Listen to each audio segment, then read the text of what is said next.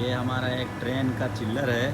हम आपको इसके बारे में थोड़ा जानकारी देते हैं।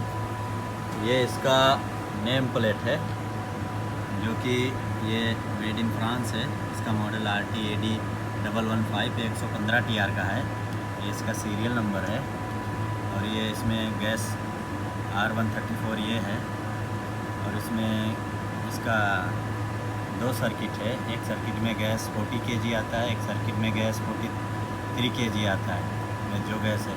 इसमें आयल पर सर्किट में 10 लीटर आयल आता है।